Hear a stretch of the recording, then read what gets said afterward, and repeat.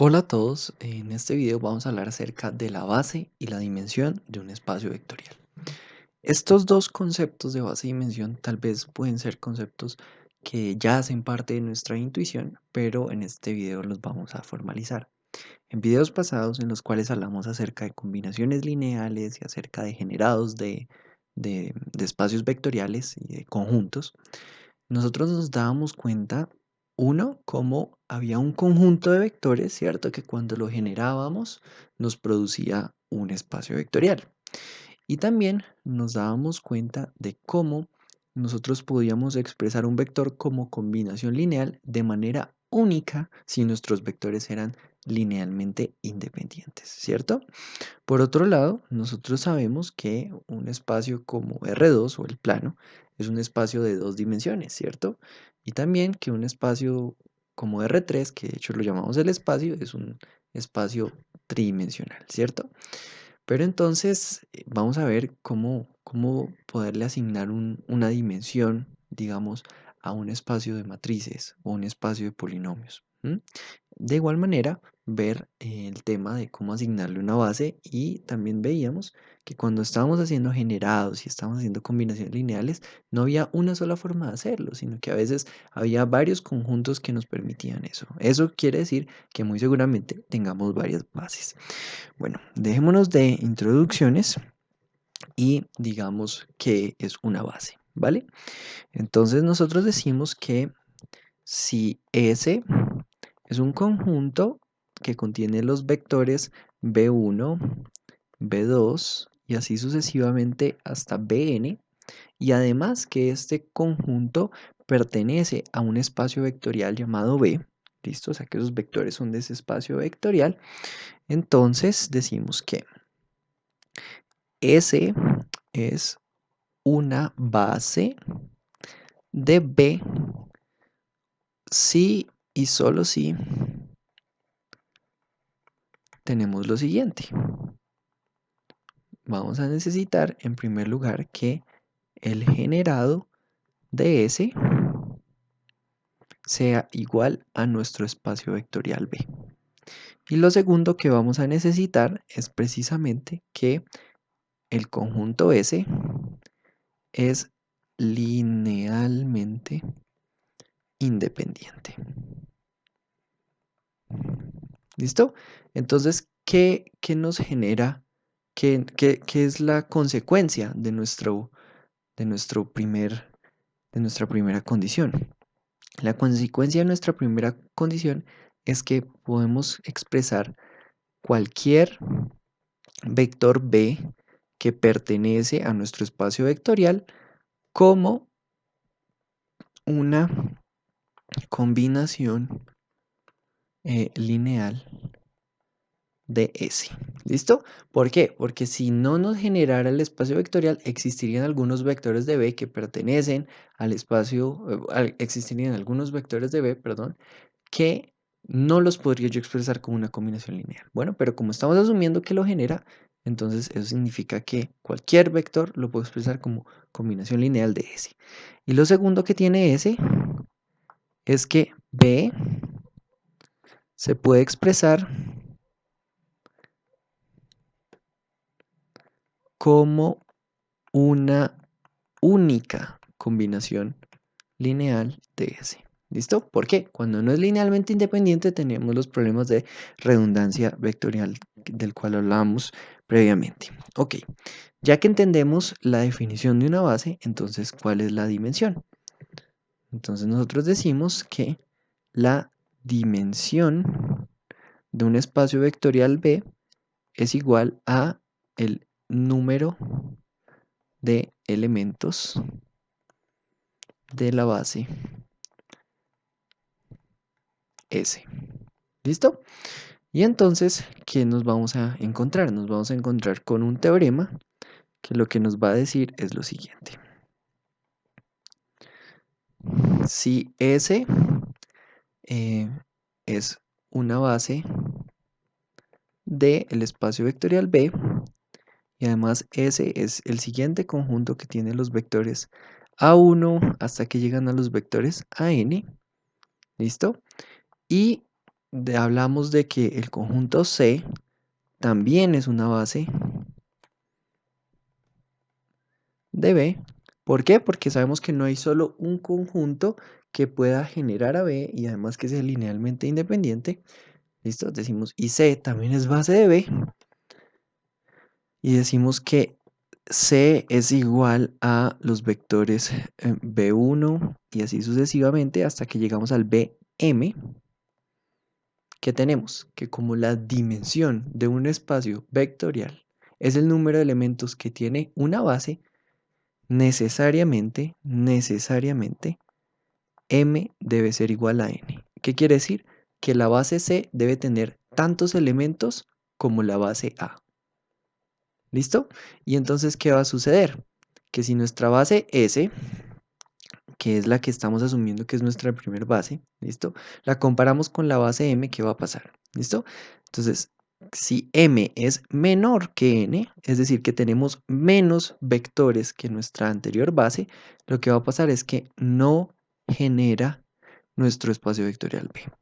Y si por el contrario M es mayor que N, entonces lo que tenemos es que S es linealmente dependiente. ¿Listo? Ok, ya teniendo todo esto en mente, también entonces podríamos darnos cuenta de que dos espacios vectoriales llamados los espacios vectoriales B y W son iguales si la dimensión de B es igual a la dimensión de W. Ok, ahora sí, miremos qué son bases y miremos las dimensiones de esas bases para hablar de espacios vectoriales y sus dimensiones. Entonces, en primer lugar, probemos que la base llamado B y le vamos a poner, bueno, sí, solo B, que contiene los vectores I y J, es base de R2. Ok, ¿y cómo hacemos eso? Bueno, en primer lugar, necesitamos probar que cualquier vector de R2 llamado los vectores A y B lo puedo expresar como una combinación lineal, ¿cierto? Como A veces I más B veces J. Y sabemos que esto es algo que sin ningún problema se puede hacer, ¿cierto?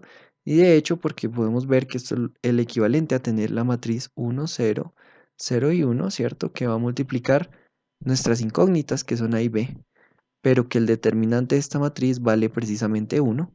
Por esa razón hay una única forma de expresarlo y lo podemos expresar, ¿cierto? Entonces, el hecho de que lo podemos expresar como que este sistema tiene solución, ¿cierto? Y tiene solución que va a ser precisamente A y B. Entonces, nosotros estamos diciendo que efectivamente genera R2. O sea que el generado de I y de J, ¿quién es? R2. Ok. Y lo segundo es que lo que hablábamos acá, ¿no? El determinante 1, 0, 0, 1 es 1, entonces eso significa que los vectores I y J son linealmente independientes. ¿Y cuál es la dimensión de R2? Entonces la dimensión de R2 es el número de vectores que tenemos en la base y tenemos dos vectores. Entonces estamos hablando de que la dimensión de R2 es precisamente 2. Ok, y eso es algo interesante porque entonces podemos ver que la base R3, la base R3 va a ser precisamente ¿quién? Va a tener una base que va a ser I, J y K, que es la base como la conocemos hasta el momento. Y bueno, ¿quién va a ser, por ejemplo, la base de los polinomios de grado menor o igual que n? Entonces esa base va a ser precisamente el conjunto de 1, x al cuadrado y así sucesivamente hasta x a la n. Ya en videos anteriores en los cuales hablábamos nosotros del generado, veíamos cómo esto generaba eh, esos polinomios y también veíamos por qué eran linealmente independientes. Ahora miremos qué pasa con las matrices, por ejemplo, las matrices 2 por 2. Entonces yo les voy a decir, ¿qué opinan de esta base? La base que es 1, 0, 0, 1. Perdón, esto es un 0. 0, 1, 0, 0. Y aquí tenemos 0, 0, 1, 0. Y por último, 0, 0, 0, 1. ¿Listo? ¿Será que esa es una base de las matrices 2 por 2? Entonces, primero tenemos que ver que una matriz genérica, llamémosla la matriz A, B, C y D, pueda ser generada a partir de esas matrices, como una combinación lineal. Y claro, vemos que A veces la primera, ¿cierto? Más B veces la segunda, aquí es un más de hecho, más C veces la tercera, más D veces la cuarta, lo genera. 0, 0, 0 y 1. Y lo otro que tendríamos que ver es que es linealmente independiente. Bueno, pero eso bueno, lo podemos ver de acá, pero tratemos de verlo como que debe ser linealmente independiente, ¿ok? Eso cómo se hace. Entonces nosotros buscamos tener un resultado que sea de ceros, ¿cierto? Y eso lo vamos a lograr multiplicando una constante 1 por 1, 0, 0 más una constante 2 por 0, 1, 0, 0 más una constante 3 por 0, 0, 0, 1 más una constante 4 por, a ver, aquí me equivoqué y aquí ya, 0, 0, 1. Ok, y entonces, ¿qué nos vamos a dar cuenta? De que esto va a tener solución precisamente de la siguiente manera. Vamos a tener que 0, 0, 0 debe ser precisamente igual a ¿quién? Debe ser igual a K1, K2, K3, K4. Y la única manera de que esto sea solución es que precisamente K1 sea igual a K2, sea igual a K3 y sea igual a K4, ¿cierto? Y valgan ¿cuánto? Valgan 0. O sea que son linealmente independientes y son una base de las matrices 2 por 2. Lo último que me gustaría mostrarles en este video es que nosotros estábamos dándonos cuenta, ¿cierto? De que, por ejemplo, cuando nosotros teníamos el famoso vector 2 3, ¿cierto? ¿Se acuerdan de ese vector 2 3? Nosotros lo podíamos ver como que este era 2 veces y más 3 veces j, ¿cierto? Pero ¿qué pasa si estamos hablando que voy a tomar como base de R2 el conjunto que tiene los vectores 1 1 y 1 menos 1? Entonces ya sabemos, por un lado, que necesitamos primero ver que esto efectivamente sea una base. Y entonces, ¿cómo lo hacemos? Bueno, un vector genérico AB debe ser una combinación lineal de estos dos vectores, 1, 1 más K2 veces 1 menos 1. Y sabemos que de hecho funciona si K1 vale A más B sobre 2 y K2 vale A menos B sobre 2, ¿ok? ¿Cómo lo encontramos? Bueno, precisamente resolviendo el sistema 1, 1, 1 menos 1 que multiplica nuestras incógnitas debe ser igual a AB. ¿Listo? ¿Y qué valores de K1 y de K2 satisfacen eso? Nos encontramos con que deben ser A más B sobre 2 y A menos B sobre 2, y esto no tiene ninguna restricción, o sea, K1 está definido para todos los reales, K2 está definido para todos los reales, entonces efectivamente genera R2. Ahora, que sean linealmente independientes es precisamente que esta matriz de coeficientes tenga un determinante distinto de 0 que vale precisamente menos 2. O sea que también es linealmente independiente y es una base. Ok, pero entonces miremos algo bien interesante. Cuando yo tengo el punto 2, 3, era el cual estábamos hablando, sí, el punto 2, 3. Entonces, miremos lo siguiente. Voy a dibujar por acá lo que es nuestro plano. Y entonces vamos a pensar que esto aquí es 1, esto acá es 2, esto de aquí es 3. Y esto acá va a ser entonces 1 y esto aquí va a ser 2, ¿cierto? Pero entonces vamos a dibujar esto.